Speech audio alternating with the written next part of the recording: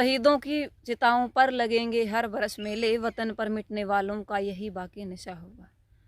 दोस्तों, खरकड़ी के हमारे भाई सुरेंद्र शहीद हो जाते हैं। उनके परिवार के साथ हमारी संवेदनाएं हमेशा हैं और रहेगी।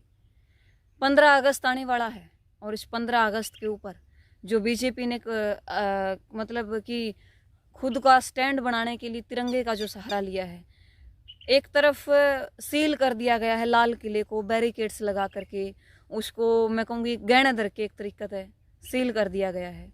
आम जन को आज वहाँ तक जो हमारे देश का मैं कहूँगी एक ऐसा स्थल माना जाता था जिसको देखने के लिए देश की पूरी जनता जाती थी और बहुत अच्छी परेड होती थी।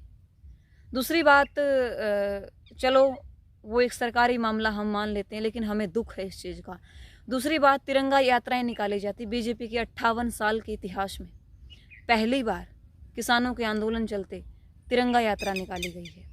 चलो हम शुक्रिया अदा करते हैं हमारे उन किसान भाइयों का जो धरने पर बैठे हैं। कम से कम बीजेपी के अंदर इतनी देशभक्ति तो जगाई। हमारे देश के अंदर, हमारे प्रदेश के अंदर, हमारे देश को आज़ाद हुए इतने साल हो गए और इतने सालों में हमें मिला क्या है? हम यदि पीछे मुड़ करके देखते हैं, जितने सालों में हमें जो मिला था वो 7 साल के इतिहास में सब कुछ नष्ट हो चुका है। हमारा एक एक डिपार्टमेंट जिसको सरकारी करने के लिए हमारे देश के वीर योद्धा लड़े थे, अपने प्राणों की आहुति दी थी, उन प्राणों की आहुति के साथ साथ उन्होंने अपने परिवार से दूर चले गए। वो उसके परिवार की सारी आशाएं और उम्मीदें मर गई थी, शहीद हो गए थे वो वीर इस देश के लिए। जिस डिपार्टमेंट को सरकारी हाथों में दिलाने के लिए हमारे वीरों ने इतनी मेहनत की थी, उन डिपार्टमेंट को एक एक करके आज ये सरकार उन हाथों में सौंपती जा रही है जो इस देश में रहने के लायक ही नहीं है।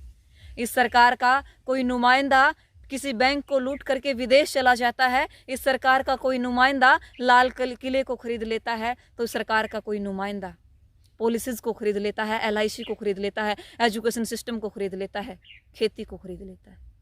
और जिम्मेदार कौन? जिम्मेदार हम जैसे लोग हैं, इस सिस्टम के खिलाफ आवाज़ नहीं उठा रहे।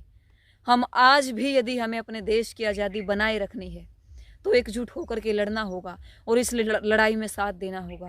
भाई सुरेंद्र के परिवार के एक बार फिर से संवेदनाएं प्रकट करते हुए चाहूँगी परमपिता परमात्मा से कि भाई की आत्मा को शांति दे, अपने चरणों में जगह दे। जिस तरीके से हमारे देश के अंदर सुरेंद्र जैसे वीर आते रहेंगे और इस देश के लिए प्राणों की आहुति देते रहेंगे, इस सरकार को मुंहतोड़ जवाब देते रहेंगे। इनकलाब जिंदाबाद। जय हिंद।